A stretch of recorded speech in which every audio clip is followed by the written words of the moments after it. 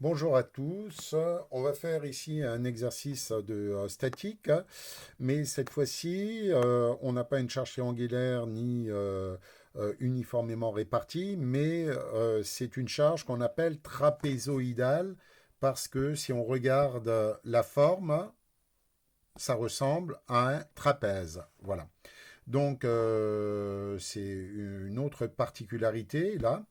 On peut se poser la question comment faire.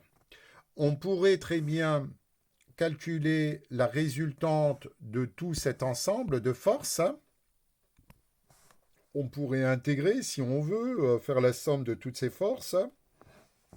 Ça serait possible, mais on aurait une difficulté, c'est de connaître le centre de gravité d'un trapèze là. Et là, ça serait compliqué. Il faudrait recalculer le centre de gravité du trapèze et ça serait un peu compliqué. Donc la solution, c'est de travailler par superposition. En fait, ce chargement-là, ce chargement ici, qui est ici, on peut le remplacer au final par un chargement qui est uniforme sur 4 mètres, ici.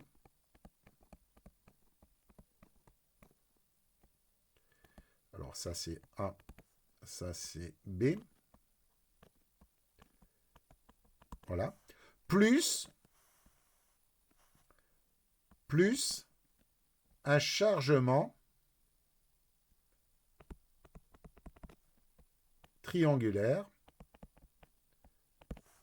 un chargement triangulaire qui serait comme ça. Voilà. Donc vous voyez bien que si je fais la somme de ce chargement ici de 10 kN par mètre plus ce chargement triangulaire, je dois retrouver la même chose que ça. Ce qui veut dire que ici, la hauteur du triangle que j'ai ici, puisque là j'ai 10 kN, 10 kN par mètre, eh ben ici, il va me rester 20 kN, 20 kN par mètre. Donc là, j'ai 20 kN par mètre. Voilà, c'est pas plus compliqué que ça. Maintenant, pourquoi on fait ça? Parce que c'est beaucoup plus simple de trouver le centre de gravité, comme on l'a déjà vu dans d'autres exercices. Le centre de gravité d'un rectangle, c'est bien au milieu ici. Et le centre de gravité d'un triangle comme ça, il se trouve ici à un tiers de la longueur ici des 4 mètres. Ou alors si je calcule cette distance ici, ça va être 2 tiers des 4 mètres. Voilà. Donc, j'ai une résultante qui va s'appliquer ici. Alors, on y va, on va calculer directement, hein. Là, pour le centre de gravité de ce qui est ici, là. C'est une force qui s'applique au milieu, ici, et qui vaudra quoi? 10, 10 fois 4, c'est-à-dire 40 kilonewtons. Et si je prends le triangle ici, je vais avoir une charge qui s'applique à peu près ici, au centre de gravité du triangle, et qui vaudra combien? Alors là, on l'a déjà vu dans les autres exercices. Je fais 4 fois 20. 4 fois 20. Ça me donne un rectangle. Mais comme j'ai que la moitié du triangle parce que du rectangle parce que c'est un triangle, je divise par 2, ce qui me fait 40 kilonewtons. Voilà. C'est pas plus compliqué que ça. On peut rechercher les distances de ce qui est en violet ici, ben là c'est au milieu du rectangle, ça va faire la moitié de 4 mètres, ça veut dire 2 mètres. Et par contre, en ce qui concerne la force en vert, si je cherche cette distance de là à là, par exemple, j'en aurai besoin tout à l'heure, bah du coup, d'un côté c'est 1/3 et de l'autre côté c'est 2/3 de 4 mètres. Ici, je vais avoir 2/3 fois 4 mètres. Voilà. Alors, on va faire le PFS en A. C'est là où il y a le plus d'inconnus. D'ailleurs, on va les écrire. En A, on a une articulation, donc j'ai une valeur de XA ici. Une valeur ici de YA que je ne connais pas. Et en B, un appui simple, j'ai YB, une valeur de YB que je ne connais pas. Voilà. Donc, on va écrire les 3 équations de la statique. Sur X, j'ai XA plus rien égale 0. En Y, j'ai YA. J'ai un effort YA vers le haut, là.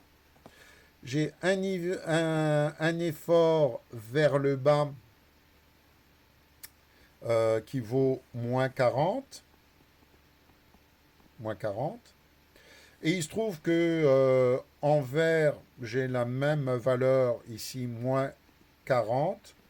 Alors, vous voyez, je vais faire quelque chose. Je vais dire que ça, c'est ça. Et ça, c'est ça. Voilà. Plus YB est égal à 0. Voilà. Maintenant, la somme des moments par rapport à A. Je vais commencer par la force violette qui est de 40 kN. Alors, je vais écrire 2 fois 40 kN et ça tourne dans le sens négatif. La force en vert, je vais avoir 2 sur 3 fois 4 fois 40. Ça tourne aussi dans le sens contraire, donc négatif. Voilà. Et YB, je vais avoir plus la distance totale vers YB, c'est-à-dire 6 mètres, fois YB, et ça tourne dans le sens positif. 6 fois YB est égal à 0. Et au final, alors si on calcule, on a 1, 2, 3.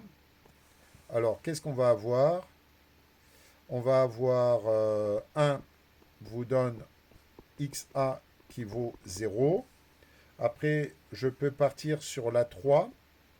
Alors, la 3, si vous faites le calcul, vous allez trouver YB.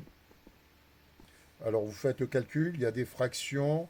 Vous allez trouver YB est égal à plus 31,1 kN. Et après, comme vous avez YB, vous pouvez trouver YA. YA qui va vous donner plus 48,9 kN. Voilà. Donc, le schéma mécanique,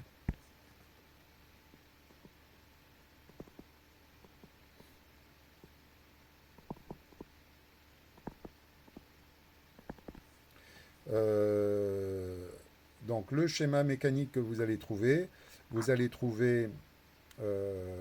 je redessine ma poutre avec son chargement. Je reprends le chargement tel qu'il était Au début, c'est pas tout à fait ça. Si je dessine à l'échelle, je suis un peu pointilleux. On a quelque chose qui ressemble plus à ça, avec des forces qui descendent. La charge répartie, elle commençait à 10 kN par mètre et elle se terminait ici à 30 kN par mètre. Et on a trouvé comme réaction YA, ici 48,9 kN et ici 31,1 kN. Ça paraît évident puisque l'appui A reprend beaucoup plus de charge que l'appui B, puisque le chargement est quand même plus du côté de A que de B. Voilà, j'espère que vous avez compris pour les charges trapézoïdales. C'est pas bien compliqué. Il faut juste repérer où se trouve le centre de gravité d'un triangle et d'un rectangle et vous appliquez après le PFS. Voilà, je vous remercie. On se retrouvera pour une prochaine vidéo. Au revoir.